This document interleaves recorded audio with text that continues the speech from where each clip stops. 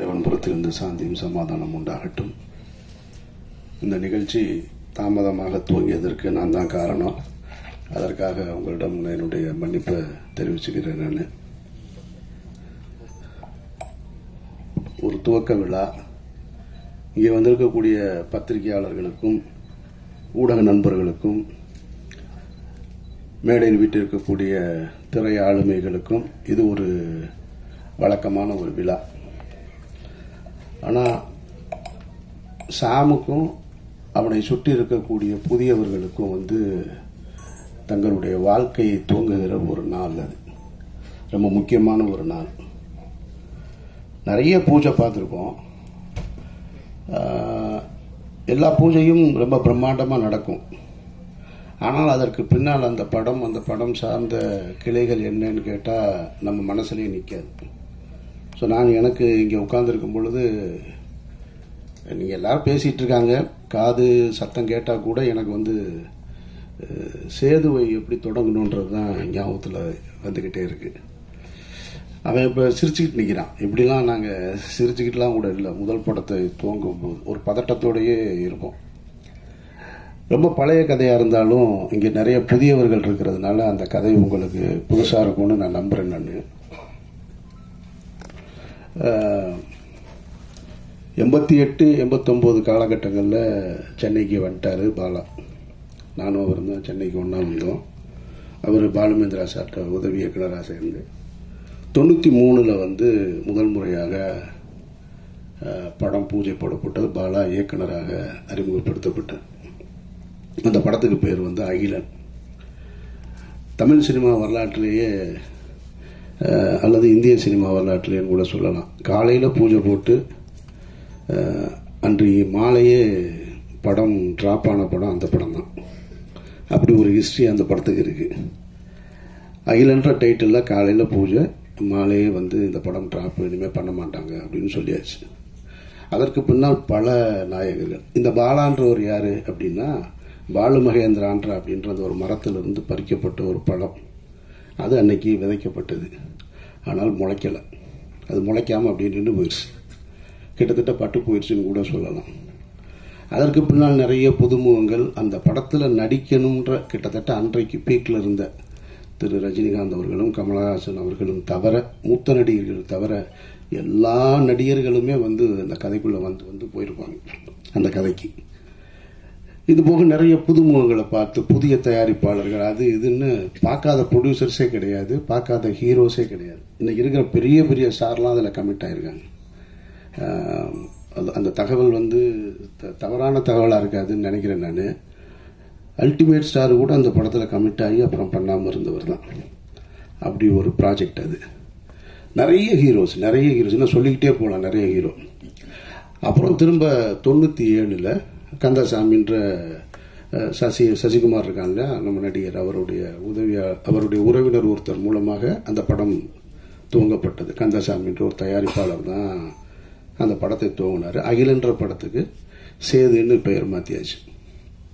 அன்னைக்கு காலையில் பூஜை, இங்கே தான் பூஜை, பிரசாத் ஸ்டுடியோவில் தான். அதனால தான் அதை நான் நினைவுபடுத்தி இப்போ நான் சொல்கிறேன். நான் காலையில் பூஜை, நாங்கள் பூஜை போட்டோம். படைப்பாளிகள் ஸ்ட்ரைக் ஆரம்பிச்சிட்டாங்க. அப்படியே நின்று போச்சு. விக்ரம்ன்ற ஒரு நாயகனை உள்ளே கொண்டு வர்றோம். அவர் 12 வருடங்களாக போராடிக்கிட்டு இருக்காரு வெற்றிக்காக. அந்த நாயகன் உள்ளே வர்றாங்க. அபிதான்ற ஒரு பொண்ணு ஹீரோயினாக இன்ட்ரோடியூஸ் ஆகிறாங்க. இவ்வளவும் இருந்தும் அந்த படம் ட்ராப் ஆயிடுச்சு. படைப்பாளிகள் பிரச்சனை இல்லை. இப்போ எடுப்போமா, இன்னைக்கு எடுப்போமா, நாளைக்கு எடுப்போமான்னு தெரியாமல் அப்படியே காத்திருந்து ஒரு வருடம் 1.5 வருடங்களுக்கு பிறகு அந்த படம் துவக்கப்பட்டது. குறித்த பட்ஜெட்டில் முடிக்க முடியலை. அதனால் அது அடுத்த கட்டத்தை போய் 2000 தான் அந்த படம் முடிவுக்கு வந்தது.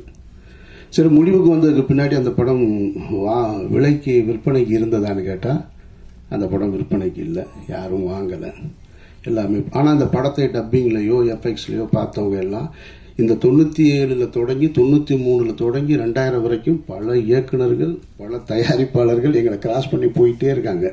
ஆனால் நாங்கள் மட்டும் நம்பிக்கையோட ஒரு அறையில் காத்துக்கிட்டே இருக்கோம். எங்கள் படம் ஒரு நாளும் ரிலீஸ் ஆகும், என்னைக்காவது ஒரு நாள் எங்கள் படம் வந்துடும்ன்ற நம்பிக்கையோடு உட்காந்துட்டு இருந்தோம். சரி, 2000 படம் முடிஞ்சதுக்கு அப்புறம் பார்த்தா அப்பவும் இல்லை. எங்களோடு சேர்ந்து பல ஹீரோக்களுடைய படங்கள் நாங்கள் டப்பிங் நடக்கும்போது பக்கத்தில் நடக்கும். இந்த சமீரா டப்பிங்கில் தான் நடக்கும். அங்கே பெரிய ஹீரோஸ்லாம் வருவாங்க. நாங்கள் அப்படி நின்று பார்த்துட்டே இருப்போம். அப்பவும் அது வியாபாரத்துக்குள்ளே வரலை.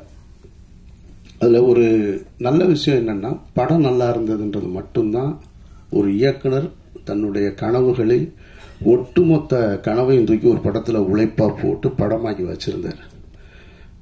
அது அவருக்காக மட்டும் செஞ்சதில்லைன்றதான் ரொம்ப முக்கியமானது. அதை நம்ம கவனிக்கணும். அதை ஒரு டைரக்டர் இன்னைக்கு படம் எடுக்கிறாருன்னா அது உனக்கானது மட்டும் கிடையாது, ஒரு தலைமுறையை உருவாக்குறது. இது ஒரு தனி மனிதனுடைய இது இல்லை, ஒரு தலைமுறையை உருவாக்குறது. பாலுமகேந்திரான்ற மரத்திலிருந்து அந்த பழத்தை எடுத்து 2வது முறையாக விதைக்கப்பட்டது தான் சேது. அது விதைச்சது சாதாரணமாக முளைச்சது. அங்கேருந்து தான் அமீர்னு ஒருத்தன் வந்தேன். அங்கேருந்து தான் சூர்யான்ற ஒரு நடிகர் உருவாக்கப்படுறார். அங்கேருந்து தான் விக்ரம்ன்ற ஒரு மாபெரும் நடிகர் உருவாக்கப்படுறாரு. சூர்யான்ற நடிகர் தான் பல கம்பெனிகளை உருவாக்குறாரு, பல இயக்குநர்களை அறிமுகப்படுத்துறாரு. அமீர்ன்ற ஒரு இயக்குனர் வரும் பொழுது சசின்ற ஒரு இன்னொரு இயக்குனர் வரும்.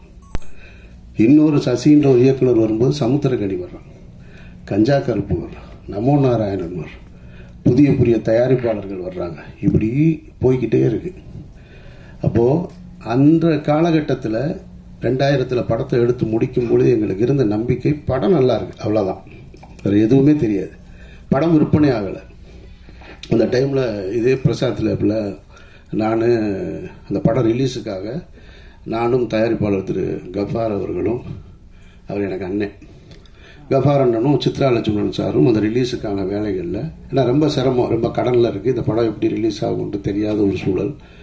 அப்போ நின்றுட்டு இருக்கும்போது பக்கத்தில் கமல் சார் ஹேராம் படம் ஒர்க்கு போயிட்டுருக்கு அவருக்கு. நான் சின்ன வயசுலேருந்து கமலஹாசன் அவருடைய மாபெரும் ரசிகன். நான் அவரையெல்லாம் பார்த்துட மாட்டோமா, அவர் கூட நின்ற மாட்டோமா, அவருடைய விரல் நுனியை தொட்டுற மாட்டோமா அப்படின்னு ஏங்கிக்கிட்டு இருந்த ஒரு நபர். அவர் அப்படி நிற்கிறாரு, இவ்வளோ பெரிய தாடி வச்சுட்டு. சித்ரா சாரை பார்த்த உடனே கமல் சார் கூப்பிட்டு பேசினார். என்ன சித்ரா இங்கே இருக்கீங்கன்னாரு. இல்லை இந்த மாதிரி சேதுன்னு ஒரு படம் அப்படின்னோடனே கமல் சார் சொன்ன வார்த்தை, ஆமாம் கேள்விப்பட்டேன் அப்படின்னாரு. அதுதான் எங்களுடைய முதல் வெற்றி. படம் ரிலீஸ் ஆகலை. ஒரு புதிய படைப்பு யாருக்கு போய் சேர்ந்துருக்கு, ஒரு உலக நாயகன்கிட்ட போய் சேர்ந்துருக்கு. ஆமாம் கேள்விப்பட்டேன், நல்லா இருக்குன்னு சொல்கிறாங்க அப்படின்னாரு. நான் பக்கத்தில் இருந்து இப்படி பார்த்துக்கிட்டே இருக்கேன். கமல் சார் வாயவே பார்க்குறேன். அவர் என்ன சொல்கிறாரு, இது யார் அப்படின்னாரு. லவராஸ்டன். ஓ அப்படின்ட்டு அவர் ஹேராம் பற்றி பேச ஆரம்பிச்சிட்டாரு. திரும்ப எல்லாம் ஹேராம்லாம் பேசிட்டு திரும்ப ரிலீஸ் ஆயிருமா அப்படின்னாரு. இல்லை அதுக்கு தான் வந்திருக்கோம் அப்படின்ட்டு. ஓகே வாழ்த்துக்கள் அப்படின்ட்டு போயிட்டேன். ஸோ அந்த படம் அப்புறம் இதே பிரசாத் ஸ்டுடியோவில் தான், லேபில் தான், இதே லேபில் தான் விடிய விடிய நான் பாலா எல்லாம் நின்றுட்டு இருந்தோம். அன்றைய இரவு அந்த பாலாவுடைய நடவடிக்கைகள்லாம் நீங்கள் பார்த்தீங்கன்னு வச்சுக்கல, எங்களெல்லாம் கவனிக்கப்படாத ஒரு ஆள். நான், பாலா, சசி. இன்றைக்கு வாசலில் வந்து இறங்கும்போதே அங்கேயே கேமரா வந்துடுது. அங்கேருந்து அப்படியே ரிவர்ஸ்லேயே வர்றாங்க ரிப்போர்ட்டர்ஸ்லாம். பாவமாக இருக்கு, எங்கேயாவது தடிக்கி விழுந்துருவாங்களோன்னு. இந்த லேபுக்குள்ளே விடிய விடிய 3 பேர் சுற்றிக்கிட்டே இருக்கோம். அதில் நான் கைலியோட சுற்றிக்கிட்டே இருக்கேன். ஒரு 6 பிரிண்ட்டு தான், வெறும் 6 பிரிண்ட்டை எடுத்துட்டு இங்கேருந்து ஒரு கனவுகளை சுமந்து கொண்டு மதுரை, திருச்சி இப்படி நான் கொடுத்துட்டு திண்டுக்கல்னு கொடுத்துட்டு போனேன். நான் அப்படி ரிலீஸ் ஆன படம் தான். படம் நல்லா இருந்ததுனால தான் இவ்வளவு பெரிய அந்த விதை பெரிய ஆலமரமாகி பல கிளைகளை உருவாக்கி இருக்கு. அதனால் நீங்கள் புதிய படம் வாய்ப்பை வந்து ஒருத்தர் கொடுத்தார். இப்போ எனக்கு வாய்ப்பு கொடுத்தவர் வந்து கணேசன் இப்போ சொன்னார் இல்லையா, அவர் தான் என்னையை தேர்ந்தெடுத்தார். இங்கே மனிதர்கள் எல்லோருமே வெற்றி அடைந்தவர் எல்லோருமே சொல்லுவாங்க, நான் தன்னால் வளர்ந்தவன் அப்படின்னு சொல்லுவாங்க. உலகத்தில் ஒருத்தன் அப்படி இல்லவே இல்லை. தன்னால் ஒருத்தன் வளரவே முடியாது. ஒரு கை பிடிச்சி தூக்கலன்னு சொன்னால் ஒருத்தன் வளரவே முடியாது. அப்படி வளர்ந்ததா யாராவது சொன்னா அப்படின்னு சொன்னால் அது ஒரு பொய். அது வேணால் சினிமாவில் ஒரு கைதட்டுறதுக்கு வசனமாக இருக்கலாமே தவிர வாழ்க்கையில் அப்படி கிடையாது. நம்ம பிறப்பே தாய் தந்தையோட உதவியால் தான் இருக்கும்போது அப்புறம் நம்ம வெற்றி அடைவது மட்டும் தன்னால் எப்படி நடக்கும்? அப்படி நடக்கவே நடக்க. உங்களை பற்றி பேசுவதற்கு இன்னொருத்தர் வேணும். நீங்கள் போய் ஒன்று கேட்டிங்கன்னா செய்கிறதுக்கு இன்னொரு கை இல்லாமல் உங்களுக்கு வாழ்க்கையே கிடையாது. அப்படி ஒரு கை தான் இப்போ அவர் மகேஷ் அவர்கள் வந்திருக்கிறாங்க. அப்படி தான் எனக்கு ஒரு கணேஷ் வந்தார். இவனுக்கு யூகேலேருந்து வந்திருக்காரு, எனக்கு யூஎஸ்லேருந்து வந்தார்.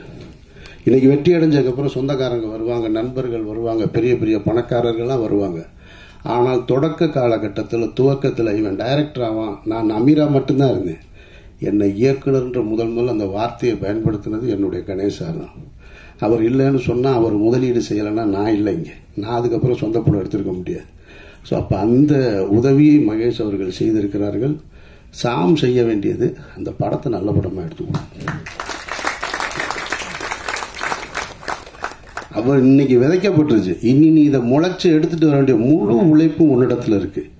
இங்கே நிகழ்ச்சி சிறப்பாக நடத்தி கொண்டிருந்த படவா கோபி, ஜீவா போன்றவர்கள்லாம் எனக்கு ரொம்ப பரிச்சயமானவர்கள், ஆனால் பழக்கம் இல்லை. ஆனால் பரிச்சயத்திலே ஒருத்தருக்கு ஒருத்தர் அன்பை பகிர்ந்து கொள்ளக்கூடிய அந்த ஒரு உறவு தான் அண்ணன்னு பார்த்தவொடனே கட்டி பிடிக்கிறது மாதிரியானது. எனக்கு அவர் இந்த நிகழ்ச்சியை ரொம்ப சிறப்பாக நடத்தினார். ஆனால் ஒரு வருத்தம் என்ன, 2 வருத்தம் இருக்கு. ஒன்று இவங்கிட்ட, இன்னொன்று அவர்கிட்ட. இங்கே அறிமுகப்படுத்தும் பொழுது ஒவ்வொருத்தரையா எந்திரிச்சு நீங்கள் கை தூக்குங்க, கை தட்டுங்க. இந்த அறிமுகம் தேவையில்லை. நீங்கள் உழைங்க, நீங்கள் கடுமையான உழைப்பை போடுங்க, உங்களோட திறமையை கொண்டு வாங்க. உங்கள் பேர் சொன்னோடனே அவங்க கை தட்டுவாங்க, அவங்க கை தட்டுவாங்க. நம்ம போய் ஒருத்தரை காமிச்சு உங்களுக்கு கைதட்டி, எனக்கு பிடிக்காத செயல் மேடையில் ஒருத்தரை அழைக்கும் போது நீங்கள் கைதட்டுங்கன்னு சொல்றது அது தேவையே இல்லை. நீங்கள் உழைங்க, உங்களுடைய திறமை கைதட்டல் வந்துக்கிட்டே இருக்கும்.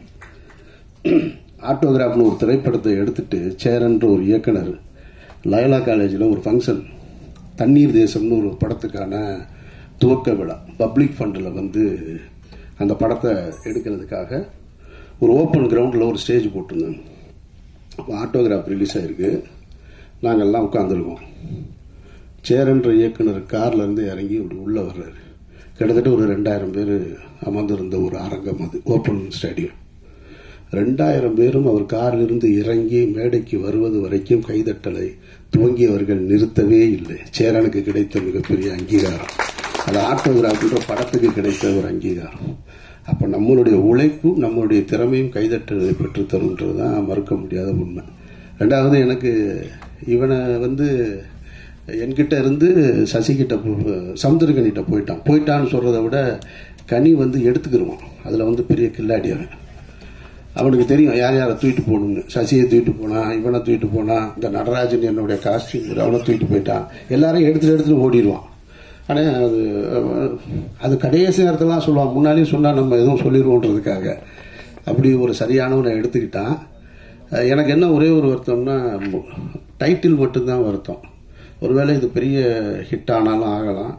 ஆனாலும் எவ்வளோ அப்படிங்கும்போது ஒரு முதல் படத்தை இயக்குனரை எப்படி அழைக்கணுன்றது இருக்குல்ல, இவனை எப்படி கூப்பிடுறதுன்னு தெரில. எவ்வளோ சாமுன்னு கூப்பிடணும் போல இருக்கு.